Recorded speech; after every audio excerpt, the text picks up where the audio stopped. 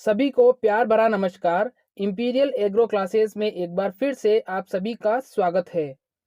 आज हम पढ़ने वाले हैं रसायन विज्ञान और आज का जो हमारा टॉपिक है उसका नाम है परमाणु, जिसे हम एटम भी कहते हैं। आज हम परमाणु से रिलेटेड जितने भी सवाल हैं जो पिछले जेट, आईसीआर, बीएचयू या फिर पीएटी एग्जाम में पूछे गए हैं उनका अध्ययन करेंगे। पहले हम थ्योरी पढ़ेंगे, फिर उसके बाद इसके जितने भी सवाल बनते हैं उनको सॉल्व करेंगे। तो आज हम किन किन बिंदुओं पर बात करेंगे पहले उनको देख लेते हैं। हमारा पहला बिंदु रहेगा परमाणु क्या है, दूसरा बिंदु रहेगा परमाणु सिद्धांत, तीसरा रहेगा परमाणु के मौलिक कण यानी प्रोटॉन, न्यूट्रॉन व इलेक्ट्रॉन, चौथा बिंदु रहेगा परमाणु से जुड़ी कुछ परिभाषाएं और पांचवी हमारी जो रहेगी वो रहेगी टेस्ट सीरीज, जिसमें हम जो भी आज सीखेंगे उसको हाथों हाथ इम्प्लीमेंट करेंगे और देखेंगे कि कितना हमने आज सीखा। अभी आप जो वीडियो देख रहे हैं स्क्रीन पर वो परमाणु की वर्तमान संरचना मानी जाती है और आज इस क्लास में हम परमाणु की खोज से इसके यहाँ तक के सफर का बारीकी से अध्ययन करेंगे। प्लीज आप सबसे निवेदन है, एक बार लाइव चैट बॉक्स को बंद कर दीजिए। आपको जब तक बोला ना जाए तब तक सिर्फ मेरी बात को ध्यान से सुनिए, वरना आपको कुछ समझ में नहीं आएगा। अब परमाणु के इतिहास की जानकारी आपको एक छोटी सी कहानी के माध्यम से दूंगा। प्लीज ध्यान से सुनिएगा। तो कहानी कुछ इस प्रकार है। प्राचीन समय में एक बहुत बड़े विद्वान थे। उनका नाम था महर्षि कर्णाद। उनके मन में हमेशा अलग अलग प्रकार के सवाल आते थे, जैसे तारे क्यों चमकते हैं, अंधेरे में हमें कुछ दिखाई क्यों नहीं देता, पदार्थ किन किन से मिलकर बने हैं, इत्यादि प्रकार के सवाल उनके दिमाग में आते थे। तो एक बार वो अपने कमरे के बाहर बैठे थे और उनके मन में ऐसे ही कुछ सवाल चल रहे थे। तो उनकी नज़र उनके सामने पड़े एक पत्थर पर पड़ी और उनके मन में उस पत्थर के बारे में जानने की जिज्ञासा हुई। उनके मन में यह विचार आया कि यह पत्थर किससे मिलकर बना है। अब उन्होंने क्या किया, उस पत्थर को तोड़ना चालू कर दिया और वो पत्थर तब तक तोड़ने लगे, अंत में ऐसी स्थिति आई कि उस पत्थर को आगे तोड़ना मुश्किल था। अब वो उस पत्थर को उसके सबसे छोटे कण तक तोड़ चुके थे, मतलब उसको अब आगे वो विभाजित नहीं कर पा रहे थे या तोड़ नहीं पा रहे थे। और पदार्थ के उसी कण को उन्होंने नाम दिया परमाणु। अब इस कहानी से आपको क्या जानकारी मिली कि पदार्थ का जो सबसे छोटा व अविभाज्य कण होता है वह परमाणु होता है, जिसको हम इंग्लिश में एटम कहते हैं। और एटम एक ग्रीक शब्द है जिसका अर्थ है सबसे छोटा या अविभाजित किए जाने वाला कण। तो ध्यान रखिएगा, जो सबसे पहले परमाणु की जानकारी दी थी वो भारत के ही एक महान महर्षि थे जिनका नाम था महर्षि कर्णाद। सबसे पहले उन्होंने ही बताया था। अब सबसे पहले जिस वैज्ञानिक ने परमाणु के बारे में जानने की कोशिश की वो वैज्ञानिक थे जॉन डाल्टन, और उन्होंने सबसे पहले परमाणु का सिद्धांत दिया जिसे हम एटम थ्योरी के नाम से भी जानते हैं। तो देखिए क्या था, जॉन डाल्टन ने सन 1808 में अपने प्रयोगों के आधार पर परमाणु सिद्धांत पूरे विश्व के सामने प्रस्तुत किया। तो सबसे पहले परमाणु सिद्धांत किसने दिया था, जॉन डाल्टन ने दिया था 1808 में। अब परमाणु सिद्धांत होता क्या है ये देखिए। परमाणु सिद्धांत के मुख्यतः 5 बिंदु हैं। सबसे पहला जो है हमारा बिंदु वो ये है, तत्व या पदार्थ अनेक सूक्ष्म कणों से मिलकर बना है जिसे परमाणु कहा जाता है। दूसरा जो बिंदु है, परमाणु अविभाज्य होता है, इसको किसी भी क्रिया द्वारा आगे विभाजित नहीं किया जा सकता। तीसरा जो हमारा बिंदु है वो यह है, एक ही तत्व के परमाणु आकार, द्रव्यमान और अन्य सभी गुणों में एक समान होते हैं। और अगला जो है हमारा वो ये है, दो या दो से अधिक तत्वों के परमाणु के संयोग से यौगिक बनते हैं। तो ये परमाणु सिद्धांत था। अब इस परमाणु सिद्धांत को हम बारीकी से समझेंगे। सबसे पहले मैं बता देता हूं, यहाँ पर एक नया शब्द आया है यौगिक। तो देखिए अब यौगिक क्या होता है। दो या अधिक तत्व जब भार के अनुसार एक निश्चित अनुपात में रासायनिक बंध द्वारा जुड़कर जो पदार्थ बनाते हैं उसे रासायनिक यौगिक या केमिकल कंपाउंड कहते हैं। अब कैसे, उदाहरण के लिए देखिए, जल होता है वो केमिकल कंपाउंड होता है। कैसे, क्योंकि उसमें हाइड्रोजन के अणु भी होते हैं और ऑक्सीजन के अणु भी होते हैं, इसलिए वो क्या कहलाएगा, यौगिक या कंपाउंड कहलाएगा।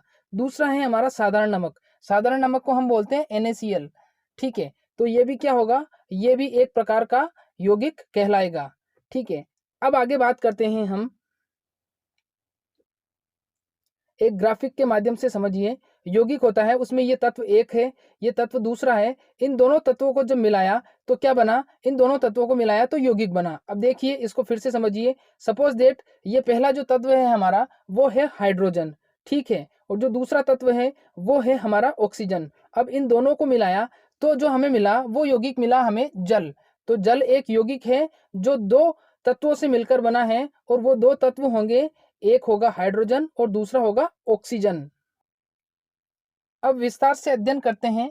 तो सबसे पहले हम परमाणु की परिभाषा पढ़ेंगे। तो परिभाषा क्या है, प्रत्येक पदार्थ छोटे छोटे कणों से मिलकर बना होता है। पदार्थ के इन कणों को आगे नहीं तोड़ा जा सकता। यह सूक्ष्म कण होते हैं और यह कण परमाणु कहलाते हैं, अर्थात एक पदार्थ के सभी परमाणु गुणों में एक समान होंगे। अब देखो, जो परमाणु शब्द था वो ग्रीक भाषा का शब्द था, और ग्रीक भाषा का जो शब्द है ओटोमिया, उससे मिलकर बना था, जिसका मतलब होता है ना काटा जाने वाला विभाजित भाग, ना काटा जाने वाला अविभाजित भाग। अब ये नीचे जो संरचना देख रहे हैं आप, ये परमाणु की संरचना है, जिसके मध्य में आपको जो नजर आ रहा है वो है नाभिक, और ये नाभिक न्यूक्लियस कहलाता है। फिर इसके बाद में ये इसके बाहर एक तत्व है जो निरंतर इसके चक्कर लगा रहा है, ये है इलेक्ट्रॉन। और इसके अंदर एक तत्व मौजूद है नाभिक के अंदर, वो है न्यूट्रॉन, और जो दूसरा तत्व है वो है प्रोटॉन। तो ध्यान रखिएगा, जो नाभिक के अंदर जो कण पाए जाते हैं वो प्रोटॉन और न्यूट्रॉन होते हैं, और जो नाभिक के बाहर चक्कर लगाता है वो होता है इलेक्ट्रॉन। अब इस वीडियो के माध्यम से आप समझ सकते हैं किस प्रकार इलेक्ट्रॉन चारों तरफ नाभिक के चक्कर लगा रहा है, और ये जो संरचना है ये किसकी संरचना है, ये संरचना है परमाणु की। अब परमाणु तो आपने समझ लिया, लेकिन परमाणु के साथ साथ एक चीज और होती है जिसको हम बोलते हैं अणु। तो अणु की परिभाषा भी देख लीजिए। अणु क्या होता है, दो या दो से अधिक परमाणु के योग से अणु बनते हैं। वापस देखिए, दो या दो से अधिक परमाणु के योग से अणु बनते हैं। अब देखिए, ऊपर एक परमाणु है, नीचे एक परमाणु है, ये दोनों परमाणु मिले और किसका निर्माण किया, अणु का निर्माण कर दिया। और अणु और परमाणु के बारे में क्या होता है, देखिए, परमाणु सबसे छोटा होता है और परमाणु से बड़ा होता है अणु। और परमाणु में अणु में जो सबसे पहले अंतर बताया था वो एक साइंटिस्ट थे जिनका नाम था एमेडिया एवोगाद्रो। सबसे पहले एमेडिया एवोगाद्रो ने बताया था कि परमाणु और अणु अलग अलग होते हैं। तो परमाणु छोटा होगा और अणु बड़ा होगा।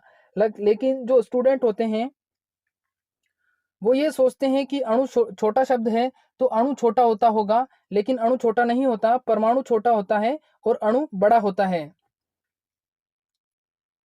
अब देखिए, परमाणु में पाए जाने वाले मौलिक कण। तो परमाणु में पाए जाने वाले मौलिक कण कौन कौन से होते हैं, एक नंबर पे होता है इलेक्ट्रॉन जिस पर ऋणावेश होता है, दूसरे नंबर पर होता है प्रोटॉन जिस पर धनावेश होता है, और तीसरे नंबर पर होता है न्यूट्रॉन जिस पर उदासीन आवेश होता है। तो न्यूट्रॉन उदासीन होता है, प्रोटॉन पर धनावेश होता है और इलेक्ट्रॉन पर ऋणावेश होता है। सबसे पहले इलेक्ट्रॉन की खोज हुई थी, फिर प्रोटॉन की खोज हुई थी, और सबसे अंत में न्यूट्रॉन की खोज हुई थी।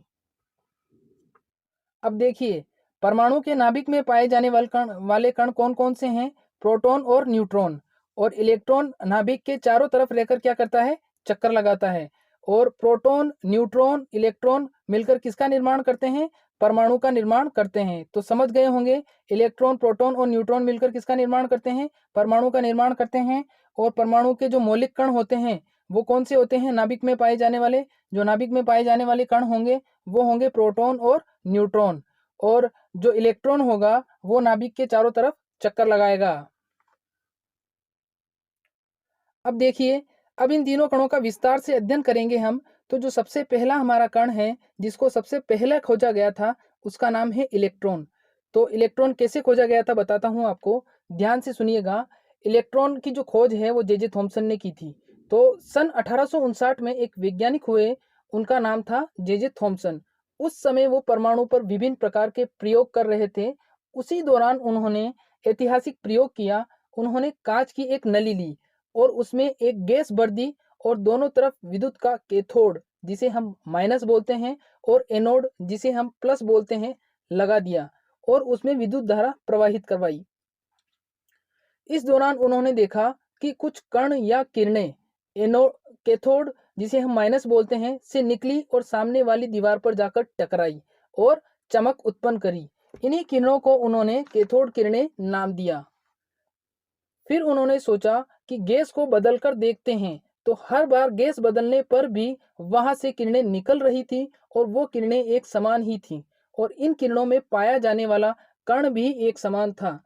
फिर उन्होंने इस बात का भी पता लगा लिया कि इन किरणों में पाए जाने वाले कणों पर जो आवेश होता है वो ऋणावेश होता है। कुछ वर्षों बाद एक वैज्ञानिक हुए जिनका नाम था स्टोनी। उन्होंने इन कणों को इलेक्ट्रॉन नाम दे दिया। तो ये इलेक्ट्रॉन की कहानी थी, लेकिन जो इलेक्ट्रॉन की खोज का श्रेय जाता है वो सर जे थॉमसन को जाता है और जो इलेक्ट्रॉन नाम दिया था वो स्टोनी नामक वैज्ञानिक ने दिया था। अब देखिए वापस से इलेक्ट्रॉन की खोज जे थॉमसन ने की थी 1859 में। आवेशित मान कौन सा होता है? ऋणावेश होता है।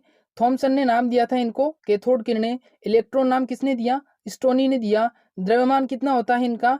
इनका द्रव्यमान होता है 5.487 इंटू 10⁴। ये नीचे लगाया है मैंने, ऊपर लगता है लेकिन फैसिलिटी नहीं थी इसलिए नीचे लगाया मैंने। फिर इस पर जो इकाई ऋणावेश होता है वो होता है 1.602 इंटू 10⁻19। तो ये इसके मेन पॉइंट थे, ध्यान रखिएगा। अब यहाँ पर एक शब्द आया है नया, द्रव्यमान। ठीक है, तो द्रव्यमान को इस प्रकार से समझ लीजिए आप कि किसी वस्तु में सम्माहित पदार्थ की जो मात्रा होती है वे द्रव्यमान कहलाती है। किसी वस्तु में पदार्थ की जो टोटल मात्रा होती है वे द्रव्यमान कहलाती है। वस्तु का द्रव्यमान कभी भी नहीं बदलता है, परंतु वस्तु का जो भार होता है वो हिसाब स्थान के हिसाब से बदल जाता है। जैसे भार कैसे बदलता है? जैसे अभी पृथ्वी पर हमारा भार है 10 किलोग्राम, अगर हम चांद पर जाएंगे तो वो भार हो जाएगा 8 किलोग्राम। लेकिन अगर पृथ्वी पर किसी वस्तु का द्रव्यमान है 20 किलोग्राम या 20 किलोग्राम उसका द्रव्यमान है, तो चांद पर भी उसका द्रव्यमान 20 ही रहेगा। तो ये इलेक्ट्रॉन के बारे में कुछ बेसिक जानकारी थी। अब बात करते हैं प्रोटॉन की। अब हम बात करेंगे प्रोटॉन की। प्रोटॉन पर जो आवेश होता है वो होता है धनावेश। तो बात कुछ इस प्रकार है। सन 1886 में एक वैज्ञानिक हुए, इनका नाम था गोल्डस्टीन। इन्होंने सर जे थॉमसन का जो प्रयोग था उसी प्रयोग को कुछ बदलाव के साथ पुनः दोहराया। बदलाव सिर्फ इतना था कि उन्होंने उसके बीच में एक छिद्रित कैथोड की प्लेट लगा दी और गैसों का दबाव और कम कर दिया। इसके बाद उन्होंने उसमें विद्युत प्रवाहित करवाई, तो उन्होंने देखा कि कुछ किरणों एनोड यानी कि प्लस से निकलकर कैथोड की तरफ गति कर रही थी और इन किरणों को गोल्डस्टीन ने एनोड किरणें, धन किरणें, केनाल किरणें या गोल्डस्टीन किरणें बोला। इसके कुछ समय बाद एक वैज्ञानिक हुए अर्नेस्ट रदरफोर्ड। उन अर्नेस्ट रदरफोर्ड ने इन एनोड किरणों को प्रोटॉन नाम दे दिया। अब देखिए प्रोटॉन के अंदर क्या क्या चीज होती है। खोज पूछा जाए तो गोल्डस्टीन ने की थी 1886 में। अगर आपसे पूछा जाता है आवेशित मान तो धनावेशित होता है। गोल्डस्टीन ने इनको नाम दिया था एनोड किरणें। प्रोटॉन नाम दिया था इनको अर्नेस्ट रदरफोर्ड ने। इन पर जो द्रव्यमान होता है वो होता है 1.6726 इंटू 10⁻24 और इकाई धनावेश होता है इनका 1.6020 इंटू 10⁻19। तो ये यहाँ से ये जो 6 पॉइंट दिए हैं मैंने, इन्हीं में से सवाल पूछा जाएगा, चाहे प्रोटॉन हो, इलेक्ट्रॉन हो या न्यूट्रॉन हो। तो ये प्रोटॉन था। अब बात करेंगे हम न्यूट्रॉन की। अभी तक सिर्फ जो कण खोजे गए थे वो इलेक्ट्रॉन और प्रोटॉन ही खोजे गए थे, लेकिन न्यूट्रॉन का किसी को भी पता नहीं था, क्योंकि अभी तक सभी वैज्ञानिक परमाणु परमाणु खेल रहे थे, परंतु किसी भी वैज्ञानिक को इस बात की भनक नहीं थी कि परमाणु में एक और कण पाया जाता है। और इसी दौरान एक ऐतिहासिक घटना हुआ कुछ इस प्रकार कि जब वैज्ञानिक तत्व का वास्तविक परमाणु द्रव्यमान ज्ञात कर रहे थे, तो परमाणु में उनके कणों का द्रव्यमान अलग अलग आ रहा था। अब इस बात को आप इस प्रकार से समझिए, देखिए। सबसे पहले उन्होंने एक परमाणु लिया, उसका द्रव्यमान निकाला। उस परमाणु में सभी कण विद्यमान थे, उन्होंने द्रव्यमान निकाला तो उनका जो द्रव्यमान आया वो आया 10 ग्राम। तो ये एक भरा हुआ परमाणु है जिसमें सभी कण विद्यमान है और इसका जो परमाणु द्रव्यमान आया वो 10 ग्राम आया। फिर उन्होंने एक परमाणु और लिया और इस बार उन्होंने कण रहित, जिसमें कोई भी कण नहीं था, उसका परमाणु द्रव्यमान निकाला, तो उनका परमाणु द्रव्यमान आया 1 ग्राम। यानी कि वो परमाणु ऐसा था, उसमें कोई भी कण मौजूद नहीं था और बिल्कुल खाली था, और उसका जो परमाणु द्रव्यमान आया वो आया 1 ग्राम। अब उन्होंने इलेक्ट्रॉन और प्रोटॉन का परमाणु भार निकाला, तो उन दोनों का परमाणु भार आया 6 ग्राम। अब ध्यान से सुनिए और समझिए, जब पूरे परमाणु का भार 10 ग्राम आया और खाली परमाणु का भार 1 ग्राम आया और कणों का भार जब 6 ग्राम आया, तो कुल भार 10 ग्राम होना चाहिए, परंतु परमाणु भार आ रहा था 7 ग्राम। वापस से समझिए, जब पूरे परमाणु का भार 10 ग्राम था और खाली परमाणु का भार 1 ग्राम था और कणों का भार 6 ग्राम था, तो कुल परमाणु का भार 10 ग्राम आना चाहिए। यानी कि ये और ये मिलकर ही तो परमाणु बने हैं, तो फिर इन दोनों का भार बराबर आना चाहिए, लेकिन भार नहीं आ रहा था, भार आ रहा था 7 ग्राम। तो कुल भार आया वो था 7 ग्राम। इस पर रदरफोर्ड ने यह सुझाव दिया कि हो ना हो परमाणु में कुछ और कण विद्यमान हैं और इनका भार इलेक्ट्रॉन के भार के बराबर है और यह कण उदासीन प्रवृत्ति के हैं। अब जब सभी वैज्ञानिक यह प्रयोग कर रहे थे, तो उसी समय एक और वैज्ञानिक थे जो खतरनाक प्रयोग कर रहे थे। उन्होंने एक कणों का पता लगाया और यह खोज कर ली कि यह कण न्यूट्रॉन है।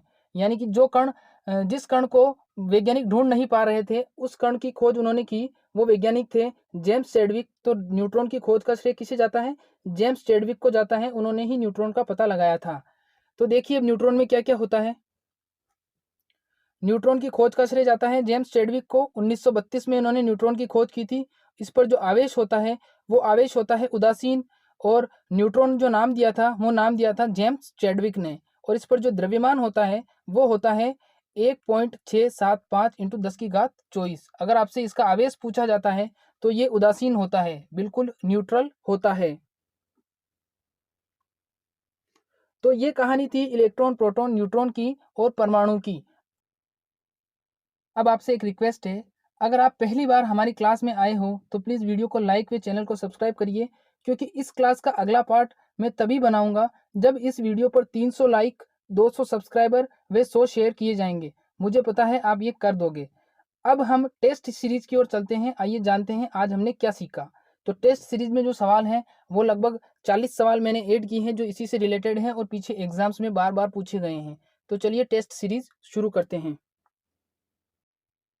तो चलिए अब हम शुरू करते हैं हमारी टेस्ट सीरीज। और हमारी टेस्ट सीरीज का जो पहला सवाल है, वो पहला सवाल ये है, इलेक्ट्रॉन पर कौन सा आवेश होता है? बताइए जल्दी से, इलेक्ट्रॉन पर कौन सा आवेश होता है? ऑप्शन ए धनावेश, ऑप्शन बी ऋणावेश, ऑप्शन सी उदासीन और ऑप्शन डी कोई नहीं। बताइए जल्दी से, इलेक्ट्रॉन पर कौन सा आवेश होगा? जवाब दीजिए जल्दी से। लाइव चैट बॉक्स खोल लीजिए आप और उसमें जवाब देना है आपको। जिसने जवाब दिया है इलेक्ट्रॉन पर धनावेश होता है, गलत है। इलेक्ट्रॉन पर ऋणावेश होता है। इलेक्ट्रॉन पर जो आवेश पाया जाता है वो ऋणावेश पाया जाता है। अगला सवाल है हमारा, इलेक्ट्रॉन की खोज किसने की थी? Option A Chadwick, option B Goldstein, option C Thomson और option D Rutherford. A, B, C या डी, क्या जवाब होगा? जल्दी से लाइव चैट बॉक्स में कमेंट करके बताइए। जिसने जवाब दिया है थॉमसन सी वाला, बिल्कुल सही जवाब है। जो इलेक्ट्रॉन की खोज का श्रेय जाता है वो सर जे थॉमसन को जाता है। तो इलेक्ट्रॉन की खोज किसने की थी? सर जे थॉमसन ने इलेक्ट्रॉन की खोज की थी। अगला सवाल है, थॉमसन ने इलेक्ट्रॉन को क्या नाम दिया था? ऑप्शन ए एनोड किरणें, ऑप्शन बी कैथोड किरणें, ऑप्शन सी उदासीन किरणें या ऑप्शन डी कोई नहीं। जल्दी से बताइए, ए, बी, सी या डी, क्या जवाब होगा इसका?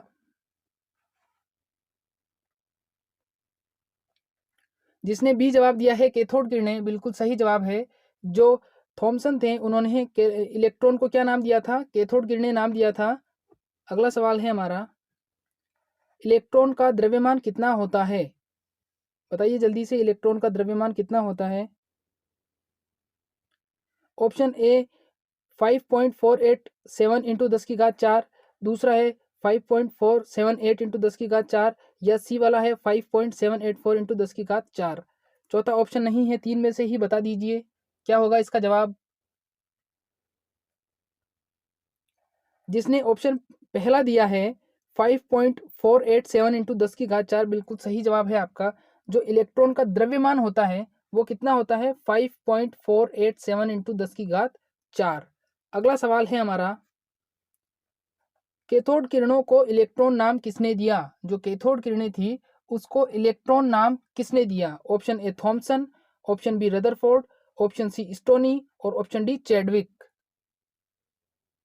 बताइए जल्दी से, कैथोड किरणों को इलेक्ट्रॉन नाम किसने दिया था? ए, बी, सी या डी? जिसने सी जवाब दिया है स्टोनी, बिल्कुल सही जवाब है। जो कैथोड किरणें को इलेक्ट्रॉन नाम दिया था वो दिया था स्टोनी ने। स्टोनी ने ही कैथोड किरणों को इलेक्ट्रॉन नाम दिया था। अगला सवाल है हमारा, इलेक्ट्रॉन पर कितना इकाई ऋणावेश होता है?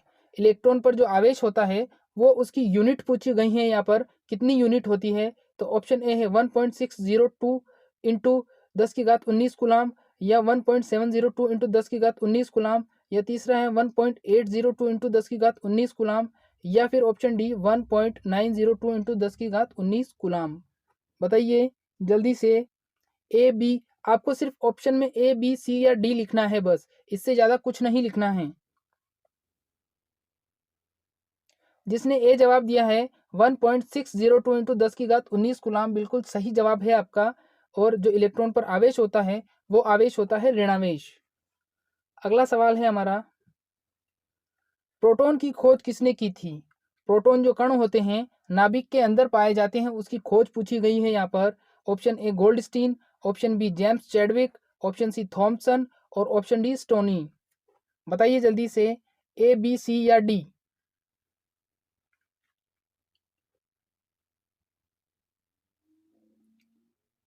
जिसने गोल्डस्टीन जवाब दिया है ए वाला, बिल्कुल सही जवाब है आपका।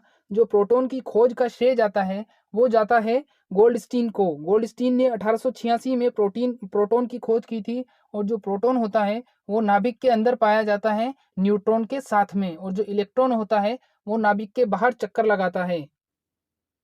अगला सवाल है हमारा, प्रोटॉन पर आवेश होता है, बताना है आपको प्रोटॉन पर कौन सा आवेश होता है। ऑप्शन ए धनावेश, ऑप्शन बी ऋणावेश, ऑप्शन सी उदासीन और ऑप्शन डी कोई नहीं। बताइए जल्दी से, ए धनावेश, बी ऋणावेश, सी उदासीन और डी कोई नहीं।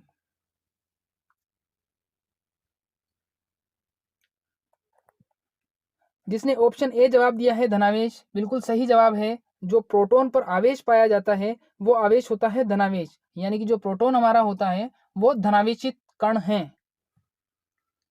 अगला सवाल है हमारा, गोल्डस्टीन ने प्रोटॉन कणों को क्या नाम दिया था? गोल्डस्टीन जो वैज्ञानिक था उन्होंने प्रोटॉन कणों को क्या नाम दिया था? बताइए जल्दी से। ऑप्शन ए एनोड किरणें, ऑप्शन बी केनोल किरणें, ऑप्शन सी धन किरणें और ऑप्शन डी उपयुक्त सभी। गोल्डस्टीन ने प्रोटॉन कणों को क्या नाम दिया था? एनोड किरणें, केनाल किरणें, धन किरणें या उपयुक्त सभी? जिसने डी जवाब दिया है उपयुक्त सभी, बिल्कुल सही जवाब है आपका। जो गोल्डस्टीन ने प्रोटॉन कणों को जो नाम दिया था वो दिया था एनोड किरणें, केनाल किरणें और धन किरणें, तो उपयुक्त सभी सही हो जाएगा। अगला सवाल है हमारा, प्रोटॉन नाम किसने दिया? जो एनोड किरणें थी उसको प्रोटॉन नाम किसने दिया, ये पूछा है यहाँ पर। Option A Chadwick, option B Thomson, option C Rutherford और ऑप्शन डी डॉल्टन। बताइए जल्दी से, चैडविक, थॉमसन, रदरफोर्ड या डॉल्टन? तो जो प्रोटॉन को नाम दिया था वो दिया था रदरफोर्ड ने। रदरफोर्ड नामक जो वैज्ञानिक थे उन्होंने ही सबसे पहले जो हमारी एनोड किरणें थी उनको नाम दिया उन्होंने रदरफोर्ड ने, उन्होंने नाम दिया उनको प्रोटॉन। तो प्रोटॉन नाम किसने दिया? रदरफोर्ड ने। अगला सवाल है हमारा, प्रोटॉन पर द्रव्यमान होता है, जो प्रोटॉन होता है उसका द्रव्यमान पूछा गया है यहाँ पर। बताइए जल्दी से। ऑप्शन एक है 1.6726 इंटू 10 की घात 24, दूसरा है 1.6762 इंटू 10 की घात 24, ऑप्शन सी है 1.6267 इंटू 10 की घात 24 और ऑप्शन डी है 1.6738 इंटू 10 की घात 24। आपको सिर्फ ऑप्शन लिखना है ए बी सी या डी, कौन सा आएगा, बस इतना सा लिखना है आपको। जिसने ए जवाब दिया है बिल्कुल सही जवाब है आपका। जो प्रोटॉन पर द्रव्यमान होता है वो होता है 1.6726 इंटू 10 की घात 24। चलिए अगले सवाल की तरफ बढ़ते हैं। प्रोटॉन पर इकाई धनावेश यानी कि जो प्रोटॉन पर जो प्रोटॉन धनावेश होता है प्रोटॉन पर, उसका यूनिट पूछा गया है। यूनिट बताइए जल्दी से क्या होगा। ऑप्शन ए 1.6020 इंटू 10 की घात 19, 1.6010 इंटू 10 की घात 19, 1.6030 इंटू 10 की घात 19 या 1.6040 इंटू 10 की घात 19। बताइए जल्दी से। आपको सिर्फ ऑप्शन लिखना है ए बी सी या डी। क्या जवाब होगा बस इतना सा बताइए। ए बी सी डी लिखना है आपको।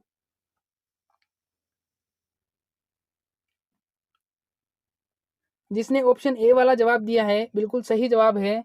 जो प्रोटॉन पर इकाई धनावेश होता है वो कितना होता है 1.6020 इंटू 10 की घात 19। अगला सवाल है हमारा, न्यूट्रॉन की खोज किसने की। न्यूट्रॉन की खोज किसने की। Option A Thomson, option B Chadwick, option C Goldstein और ऑप्शन डी कोई नहीं। बताइए जल्दी से।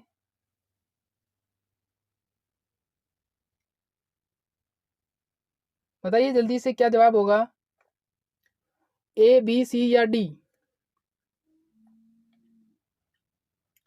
तो जो न्यूट्रॉन की खोज की थी वो की थी जेम्स चैडविक नामक इंग्लिश वैज्ञानिक ने। जो इंग्लिश वैज्ञानिक थे जेम्स चैडविक, उन्होंने ही सबसे पहले न्यूट्रॉन की खोज की थी।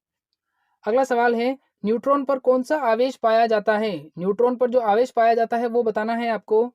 ऑप्शन ए उदासीन, ऑप्शन बी धनावेश, ऑप्शन सी ऋणावेश और ऑप्शन डी कोई नहीं। जल्दी से बताइए क्या जवाब होगा इसका। न्यूट्रॉन पर कौन सा आवेश पाया जाएगा, जल्दी से बताइए। जिसने ए जवाब दिया है उदासीन, बिल्कुल सही जवाब है। जो न्यूट्रॉन पर आवेश पाया जाता है उस आवेश को कहते हैं उदासीन।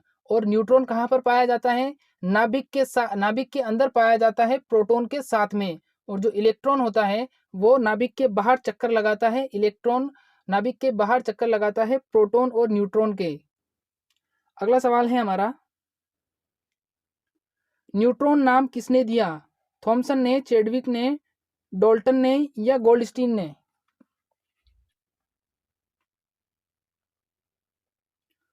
तो जो न्यूट्रॉन नाम दिया था वो दिया था चैडविक नामक वैज्ञानिक ने। चैडविक ने ही इसकी खोज की थी और चैडविक ने ही इनको न्यूट्रॉन नाम दिया था। तो ध्यान रखिएगा, जो चैडविक ने नाम दिया था वो नाम था न्यूट्रॉन। अगला सवाल है हमारा, न्यूट्रॉन का द्रव्यमान कितना होता है। बताइए जल्दी से। न्यूट्रॉन का द्रव्यमान पूछा है यहाँ पर।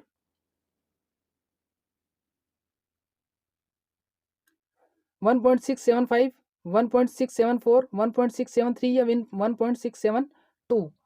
ए बी सी या डी। जल्दी से जवाब दीजिए क्या होगा इसका जवाब। ए बी सी डी दे दीजिए बस, ज़्यादा कुछ नहीं लिखना है। लाइव स्टूडेंट जितने मैंने सोचे थे उससे भी ज़्यादा, उससे भी बहुत कम स्टूडेंट आए हैं।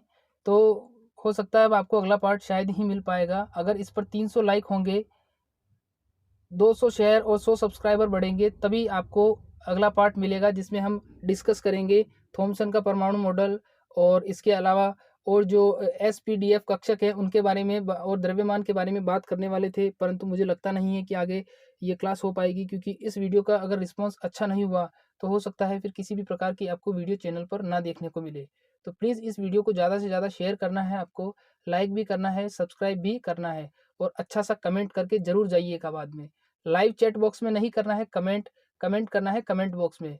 आपको वीडियो कैसी लगी प्लीज़ कमेंट करके ज़रूर जाइएगा। तो अभी जो हमारा सवाल है, न्यूट्रॉन का द्रव्यमान पूछा था मैंने। तो न्यूट्रॉन का द्रव्यमान जो होगा वो ऑप्शन ए वाला होगा 1.675 इंटू 10 की घात 24।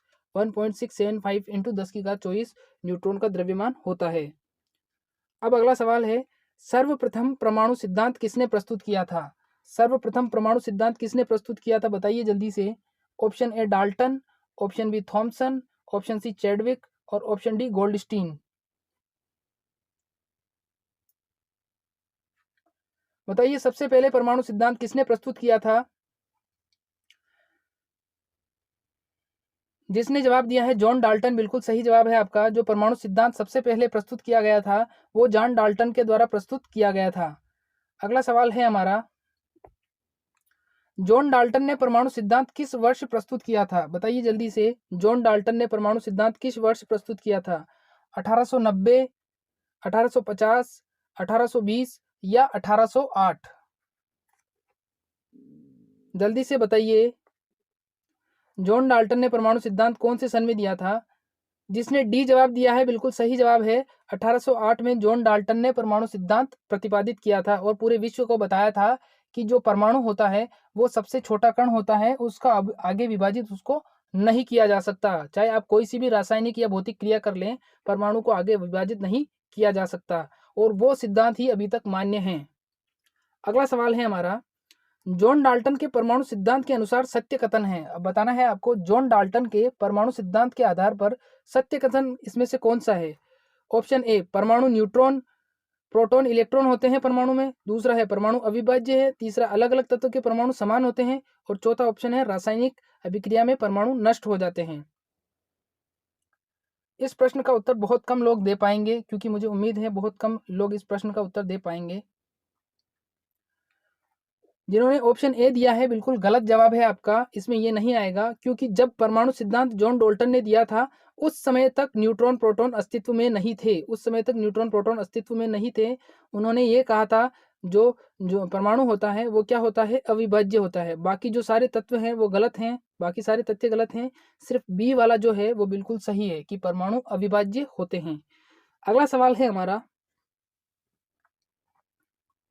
परमाणु के केंद्र में उपस्थित होते हैं। तो परमाणु के केंद्र में क्या क्या उपस्थित होते हैं बताइए जल्दी से। Option A proton, option B neutron, option C A और बी दोनों और option D proton neutron plus electron. बताइए जल्दी से। परमाणु के केंद्र की बात कर रहे हैं। डी जवाब नहीं होगा, डी गलत जवाब है। जिसने जवाब ए दिया है वो भी गलत है। जिसने सी जवाब दिया है ए और बी दोनों, बिल्कुल सही जवाब है। जो परमाणु के केंद्र में मौलिक कण पाए जाते हैं वो पाए जाते हैं ए और बी दोनों। तो ए और बी दोनों परमाणु के केंद्र में पाए जाते हैं, जबकि जो इलेक्ट्रॉन होता है वो परमाणु के नाभिक के चारों तरफ चक्कर लगाता है और उस पर ऋणावेश होता है। अगला सवाल है हमारा, किसी पदार्थ की मूल इकाई क्या है? किसी पदार्थ की मूल इकाई बतानी है आपको। ऑप्शन ए अणु, ऑप्शन बी परमाणु, ऑप्शन सी दोनों या ऑप्शन डी कोई नहीं। बताइए जल्दी से। अणु, परमाणु, दोनों या कोई नहीं, ए बी सी या डी? क्या होगा इसका जवाब?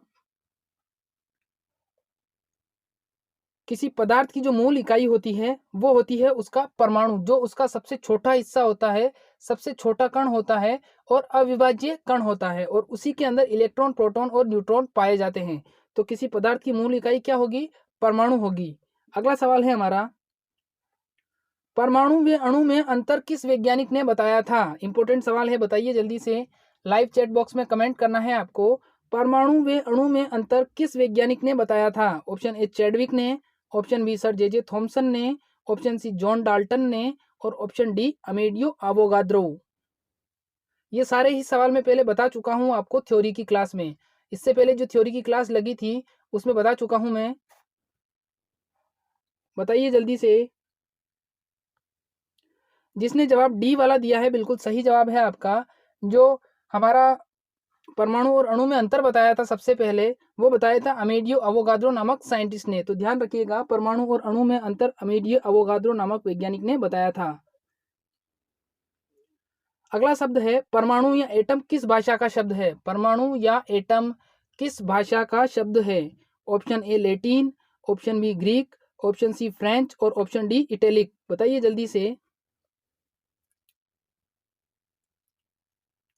ए बी सी या डी? परमाणु या एटम किस भाषा का शब्द है? जिसने बी जवाब दिया है ग्रीक, बिल्कुल सही जवाब है। जो परमाणु शब्द है वो ग्रीक भाषा का शब्द है। अगला सवाल है हमारा, परमाणु किस ग्रीक शब्द से बना है? परमाणु शब्द जो है वो किस ग्रीक शब्द से मिलकर बना है? बताइए जल्दी से। ऑप्शन ए ओटोमिया, ऑप्शन बी ओटो, ऑप्शन सी ओटोनो और ऑप्शन डी कोई नहीं। बताइए जल्दी से। यहाँ एक्स्ट्रा प्रिंट हो गया है थोड़ा, कोई बात नहीं, एक्स्ट्रा प्रिंट हो गया तो बताइए, परमाणु किस ग्रीक शब्द से बना है? ए, बी, सी या डी? जिसने जवाब दिया है ऑप्शन ए वाला बिल्कुल राइट जवाब है। जो परमाणु बना है वो ग्रीक शब्द ओटोमिया से मिलकर बना है, जिसका मतलब होता है आगे ना विभाजित किए जा सकने वाला कण या भाग। तो ये कुछ सवाल थे और थ्योरी भी पढ़ी हमने और टेस्ट सीरीज भी करी। प्लीज़ आपको बताना है वीडियो कैसी लगी। वीडियो को लाइक करिएगा, चैनल को सब्सक्राइब किए बिना मत जाना। जब तक इस पर 300 लाइक, 200 सब्सक्राइब और 100 शेयर नहीं होंगे, अगला क्लास मैं नहीं लूँगा। और जितना जल्दी आप पूरा करोगे उतनी ही जल्दी आपको नई क्लास मिलेगी। और अगर आपको इस वीडियो का PDF चाहिए तो आप मुझे फेसबुक या इंस्टाग्राम पर इंपीरियल एग्रो क्लासेस के नाम पर मैसेज भेज सकते हैं। वहाँ मैं आपको फ्री में बिल्कुल इस वीडियो की PDF दे दूंगा। और प्लीज़ फॉलो भी कर लीजिएगा। तब तक घर पर रहिए, सुरक्षित रहिए। धन्यवाद।